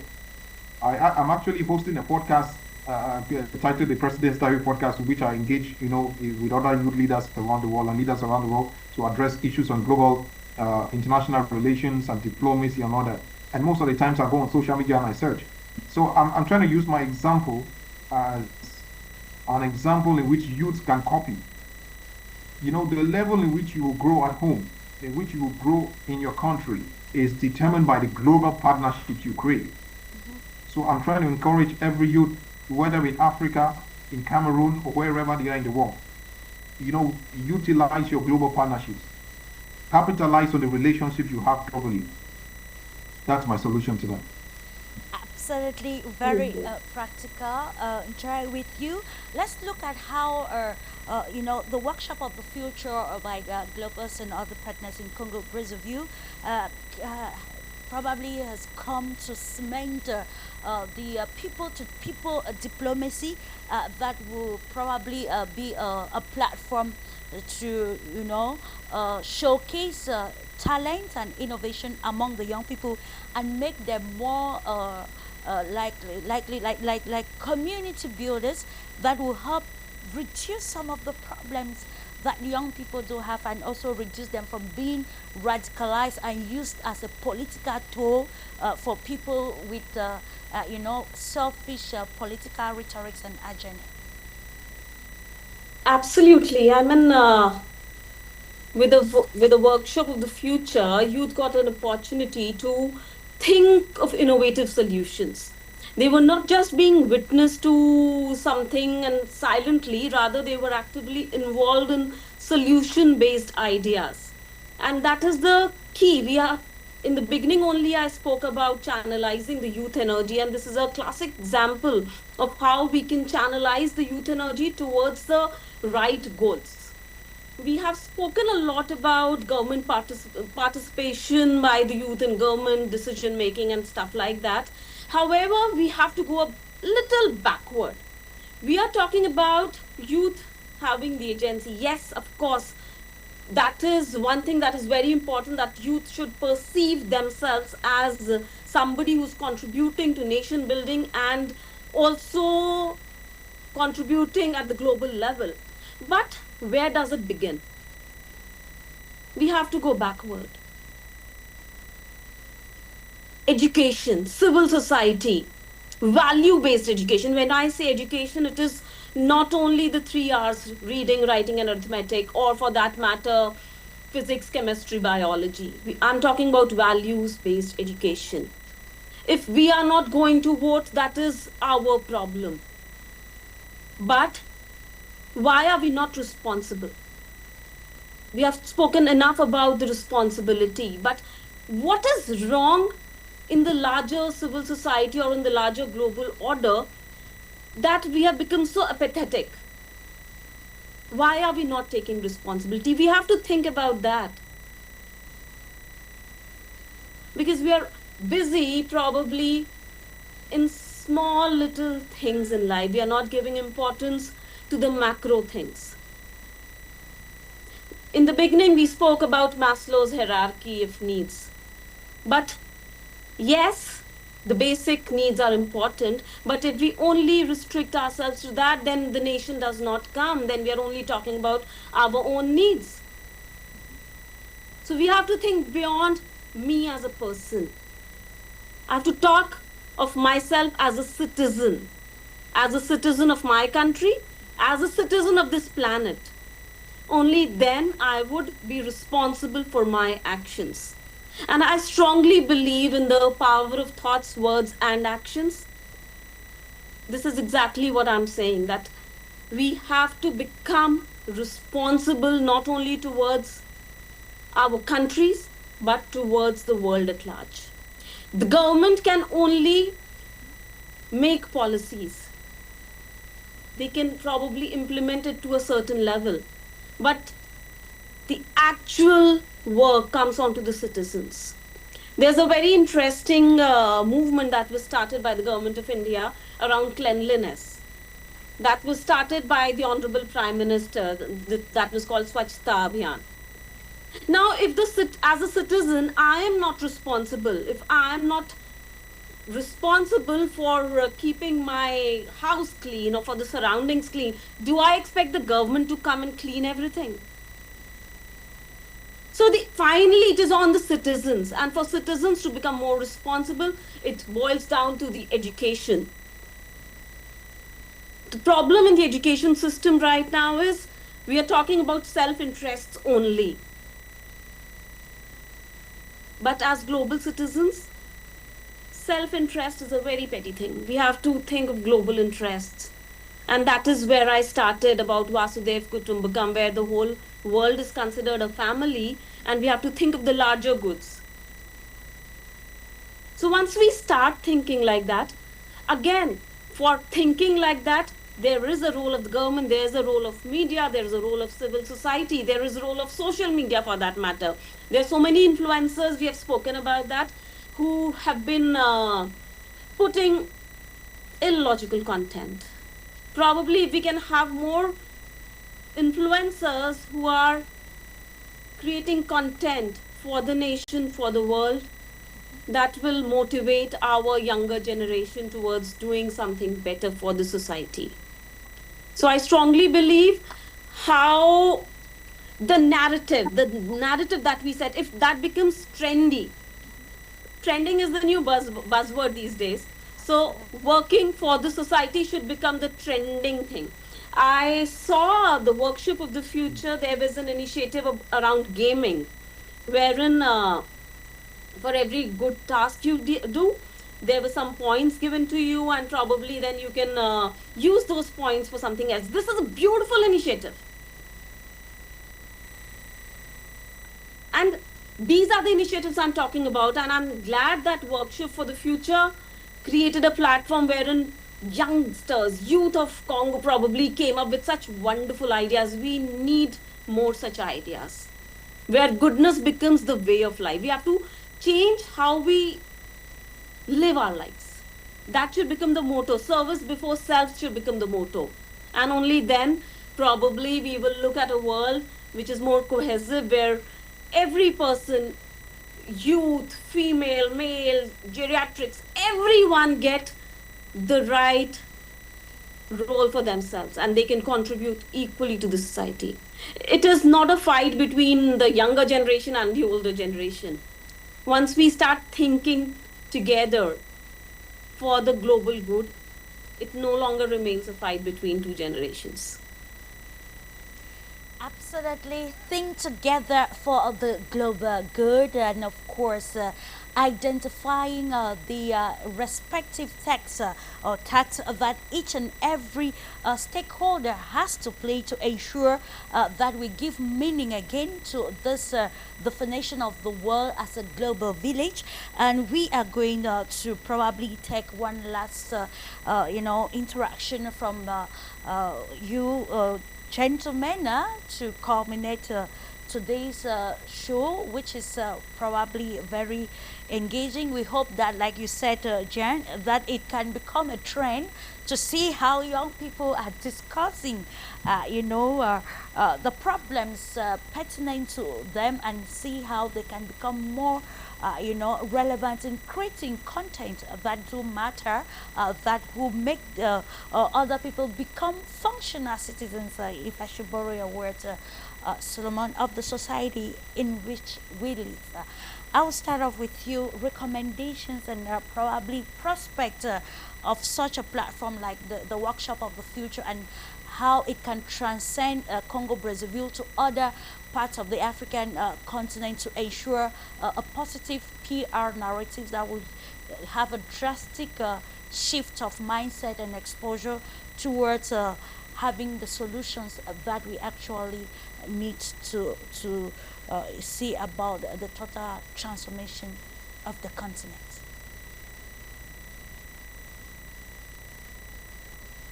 Solomon? Oh, okay. So first of all, before I answer that question, quickly, I wanted to respond to Jane's question about why are African youths, why do they have problems contributing to their society? Jane, this is the answer, and it's not going to be a very nice answer. Mr. Destiny and everybody else, please brace up on this. The reason is because Africa is blessed to have very narcissistic, attachment-seeking parents. Our adults are very, very narcissistic. So that you hear words like, wait for your time. And Mr. Destiny, I'm not crazy. Wait for your time. Try even at the level of the family. Please, Madam Clarisse, you control this conversation. Stop me Absolutely. If I'm saying something crazy here. Absolutely, yeah. Even at the level of our families, we cannot make contributions on how we think the family should go.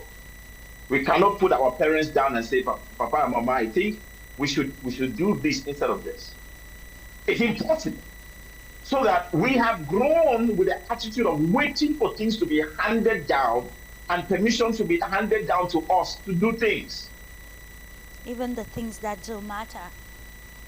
Even the things that do matter. So it's a pandemic of having narcissistic adults and self-absorbing adults who think when young people start making decisions, they lose their place. We have mothers and fathers who control their children who are married in their husbands' houses on what food they should cook. This is one of the reasons. And the solution is African young people have to break free from that culture. That narcissistic, self-depriving culture. We have to develop the effrontery to tell our fathers and our mothers that we're going to do something different, because what worked in 1960 no longer works in 2026. Absolutely. It no longer works. The systems of 1960, how people got married, how people went to school, even why they went to, no longer work now. And it can transcend I remember, somehow to probably how the mindset about business or innovation can work today.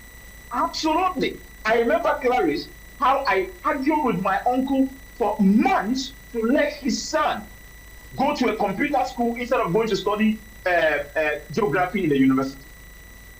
It went to a point where I had to pay the boy's school fees. Okay, so this African young people have to break free. We have been chained by emotional entanglements. We have to break free and take the courage and take our lives in our own hands. Absolutely. And programs these programs that are put together by organizations like the one we're talking today, like what is happening in Congo Brazzaville, it's incredible. I don't think I've said that enough during this conversation. I want to say as we go that it's incredible. Opportunities for young people to just talk things that make sense instead of discussing which fried jollof rice tastes better. Is it the Nigerian jollof rice or the Cameroonian jollof rice? Which one tastes better? Or between JJ Okocha and Samuel Etofis, who is the better player? Thank God for organizations like this that organize forums where young people can talk about how to build a road and how to build a bridge. Absolutely. And how to start to build electricity. Give relevance to agriculture, okay. Yeah. Or how to start agriculture that can feed our own people, so we're not importing everything from abroad. Indeed. This is my last point, that we begin to, as my brother said earlier, develop partners, even not just global partners, but also African partners, that men and women like myself, Mr. Destiny, my brother, your name on your thing is Legacy Holding. I don't want to call you Legacy Holding. It's Javans, Buffon Javans. Mr. Javans, Mr. Javans, that young men and women like us, Jane, that we host forums where we force these ideas on our young. They are going to insult us. They are going to stone us if it gets to that. But we have to become martyrs of the new revolution. Absolutely. We have to decide to die for this new way of thinking that we want. Because otherwise we will die. Because one day when these people who are fighting after election revolution, whatever nonsense they do, one day you sit in your house and they'll come and kill you in your house. So we have to now make sure that doesn't happen by engaging courageously in having these conversations like what Mr. Destiny is doing, and having this conversation so that we start one person at a time. I remember I met a young girl on TikTok. I was a guy everybody was insulting for speaking English on TikTok. What are you trying to show us? That young lady right now owns 2 restaurants in Yaoundé. 2 restaurants. From my conversations with her and influence with her on TikTok, she owns 2 restaurants in Yaoundé. But she was insulter in chief on TikTok. Of course. Yes, she was insulter in chief on TikTok. When she joined the leadership think tank, she owns 2 restaurants. She goes abroad to cook jollof rice right now. Okay. People pay her flights and everything to go abroad and cook jollof rice. This is so, Mr. Destiny. Let's gather the courage to stand on the market square and yell. Maybe somebody will hear. Maybe 2 young people will hear. Maybe 3 young people will hear, and the change that we expect and want. Sure. It's going to be enshrined through those conversations.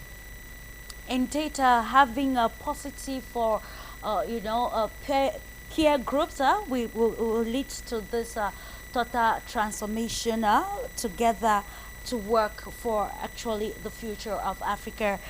Your recommendations as we culminate Buffon Javans. Once more, I just want to say that as an African living in a continent where we have a greater population made up of the young person, it is our responsibility, as I always say, to do our only 2/4 to ensure that our continent advances. We should always be reflective of what we are doing with just one sole objective, pushing Africa ahead. We We understand that policies are important. Policies are meant to push us or maybe to create the environment for us to triumph. But as we are pushing for the policies, we should also be working for ourselves. We have to change the narrative. We have to tell our story, and we have to be reflective of the story we are telling. We are not going to be seen through the lens of a story told by another person. Thank you very much. Thank you so much, Destiny. Please take a message, especially for the winners of this workshop of the future competition that held in Congo, Brazzaville. Yeah, so I want to say that, you know, my top, I have actually two top recommendations, and, you know, there are already forums on which youths can engage themselves in policy creation. So I'm actually, one of my recommendations is for youths to actually do this themselves. You know, if you should not be waiting for laws or government to do that for you, but try to engage yourself in platforms, you know, that is going to give you voice, that's going to give you visibility, that's going to get you involved in policy making and in effective policy decisions.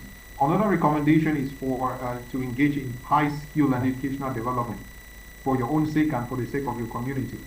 To the graduates of the Congo initiative, I think it's now left for them to take these skills and initiative out to Africa or to their societies, and to implement whatever they did, wherever they did necessary. So it's all about action on ground, and not all about words or all about criticism anymore. So I want to encourage every youth that it is my recommendation that they take action to engage themselves in policy making, in policy creation, and to engage themselves in education and skill development at the highest level. Thank you so much.